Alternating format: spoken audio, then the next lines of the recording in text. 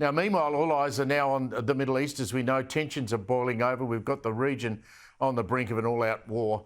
Israel is targeting a Hezbollah senior official, launching airstrikes today in Beirut, hitting the terrorist organisation's intelligence headquarters. We even saw explosions near the Beirut airport.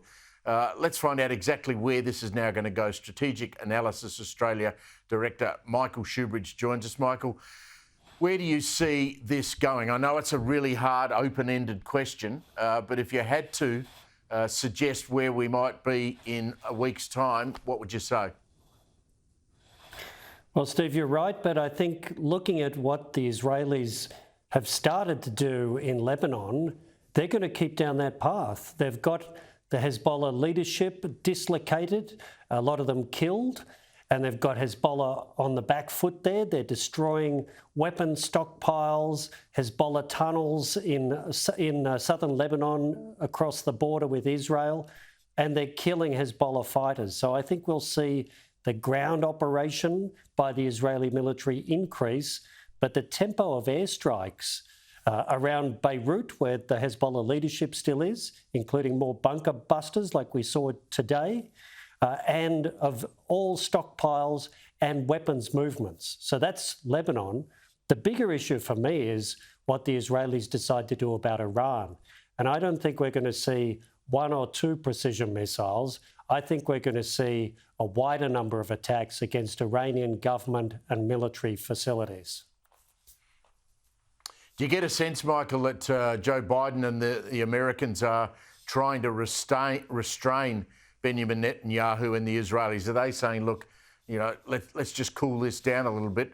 And clearly Netanyahu's not going to listen to that.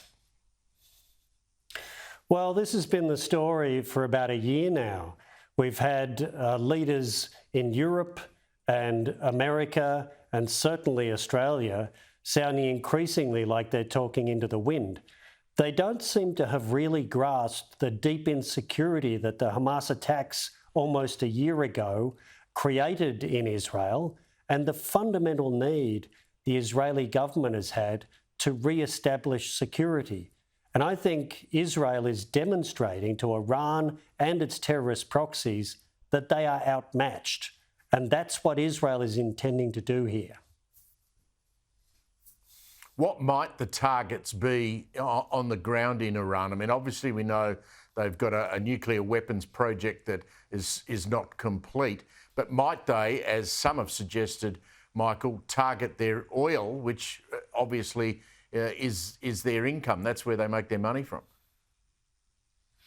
Well, they could do that, and that would probably be very effective because those big oil facilities are extremely vulnerable, and the Iranians have very little air defence, unlike Israel.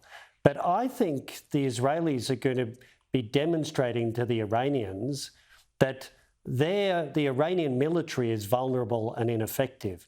So I would think Iranian aircraft, Iranian missile launchers, Iranian missile storage systems, and Republican Guard hierarchy. They, to me, would be the priority targets.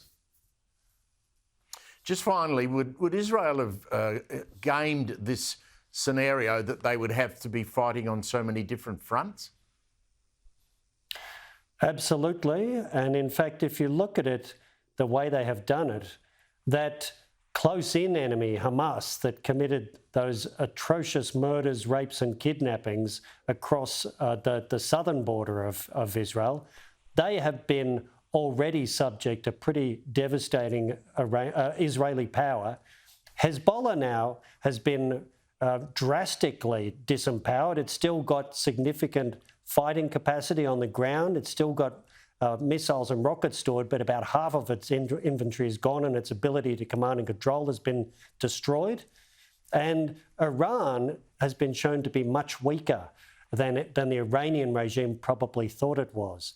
So really, Israel has the upper hand now, even though it's fighting multiple Iranian-backed enemies. Michael, always good to catch up. Thank you very much.